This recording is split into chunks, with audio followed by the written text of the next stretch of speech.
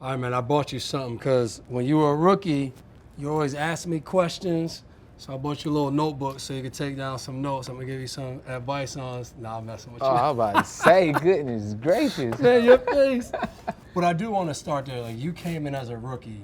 You would ask me questions. You would sit by me.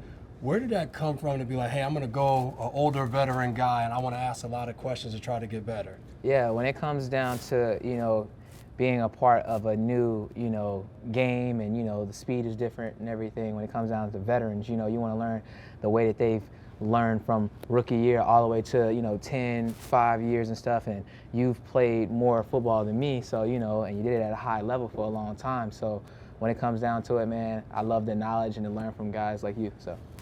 Is there a young guy now, because you're kind of the veteran, Yeah. especially Patriot, that comes up to you and is asking questions, trying to get better? Yeah, for sure. Like a lot of the rookies, they've seen that I've played a lot of snaps, and when it comes down to it, I want them to always play to where they're most comfortable, but also looking at different formations, different offensive coordinators, how they like to use motions and things like that. So being able to give them knowledge is great to be able to do that.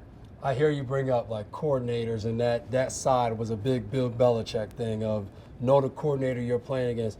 What were some of the things you learned, even from the coaches, Coach Belichick, as a young guy that you still use today? Yeah, I would say the coaching tree, you know what I mean? Of guys that's been under different coaching staffs, they go to another team and they basically have the same way that they run things, offensive coordinators and stuff like that. So it's just been fun to be able to know the knowledge, because at the end of the day, like, the game don't change too much. It's just different formations of how people like to get to certain plays that they like to run. Which area do you see the most growth from rookie Marcus Jones to now veteran Marcus? Yeah, I feel like the main thing is being able to be ready for the next week. So treatment, taking care of your body. Whenever you're a rookie, you're able to move around and do all of those things. But as the season progresses and get longer, you got to be able to, recover better. What works for you may not work for everyone else, but being able to take advantage of treatment and get ready for the next week is so important. I always call you most dynamic. What do you think about when you get an interception or you're back there punt return and you're special with the ball in your hands? What's the thought process as that ball is about to enter your hands? Yeah, my main thing is first off possessing it, and then after that trying to put points on the board. We have a guy back there at quarterback that could definitely put the ball in the end zone, but at the end of the day, I always tell the defense, like, we can also put points on the board as well. So whenever we're able to do that, it makes it easier for us as a team. I know you have a military background. How did that help you as a football player?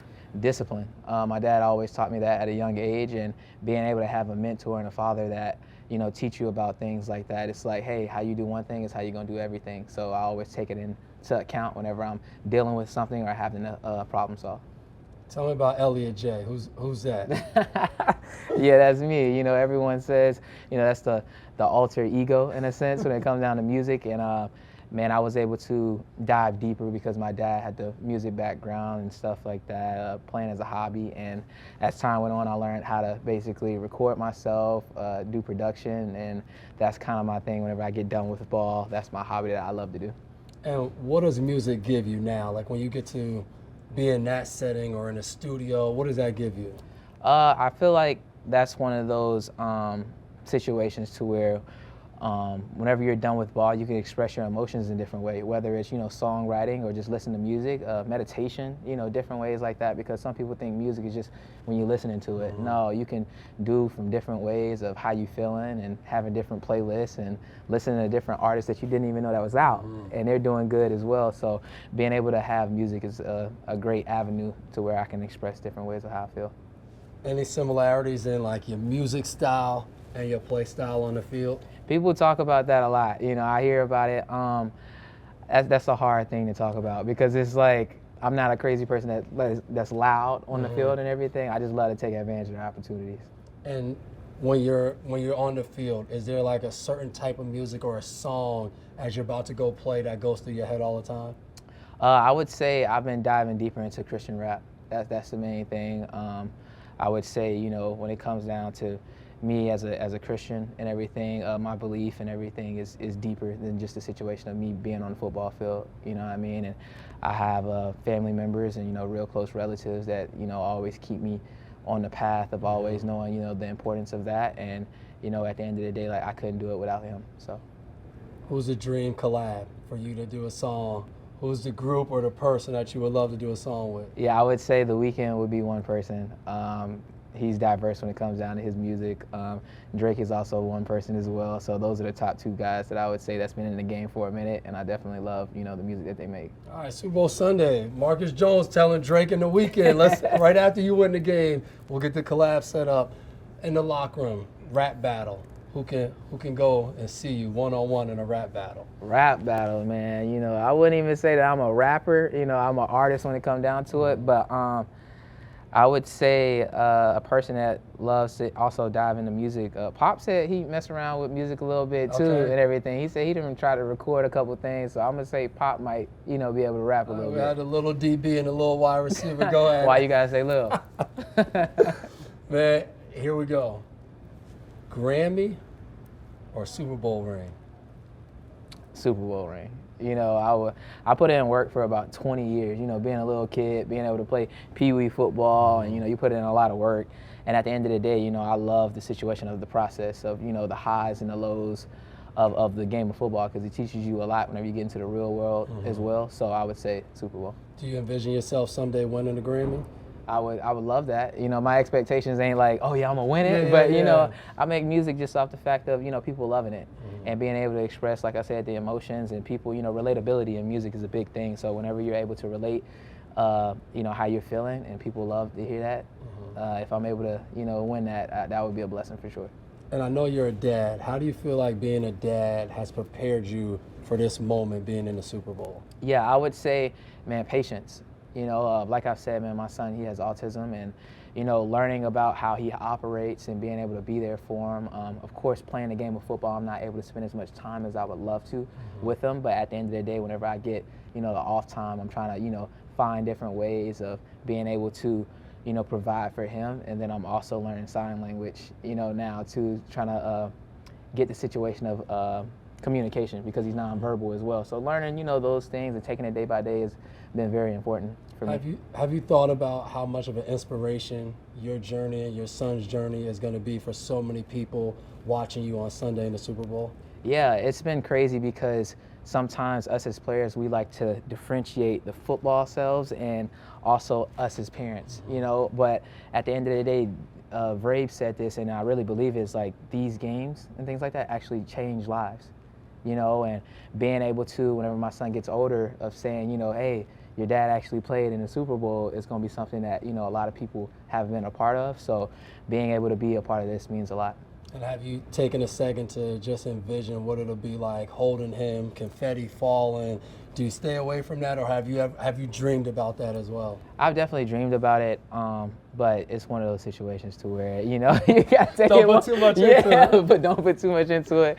Take it one play at a time, and just the situation at hand, we want to definitely win. So trying to keep that the main focus. I know Vrabel has the 4 H's.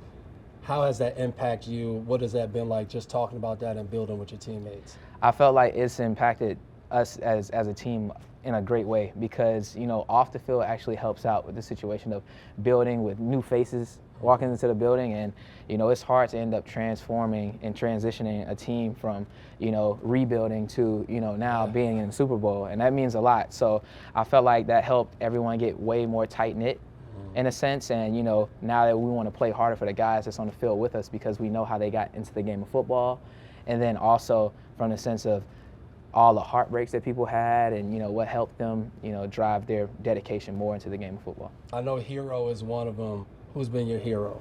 Yeah, I would say my hero has been both of my parents. My dad, like I said, taught me discipline. My mom also teach me the situation of patience with others, and then also I'm also say my son as well. He's not older than me, but then again, like when you have a child, you're no longer living through you. You got to also leave a legacy for the younger generation. So that's my hero as well. Super Bowl dream: punt return for a touchdown or a pick six? I feel like a pick six is different, you know what I mean? Like, punt return, the ball's getting punted to you, and you can make something shake. But pick six is different. Being able to guess the route right and undercut. Yeah, you got to go get it. So I feel like punt return. All right, this is a rematch of Super Bowl 49. When I say the name Malcolm Butler, what does that mean to you? Yeah, that was a big play. You know what I mean? And people talk about it, and what's crazy about it is, us being in the Super Bowl, and it's also the Seahawks. So, everyone's thinking about that. But, if it definitely come down to those plays, and I'm Malcolm in a sense, like that would be a game-changing, play for sure. Definitely.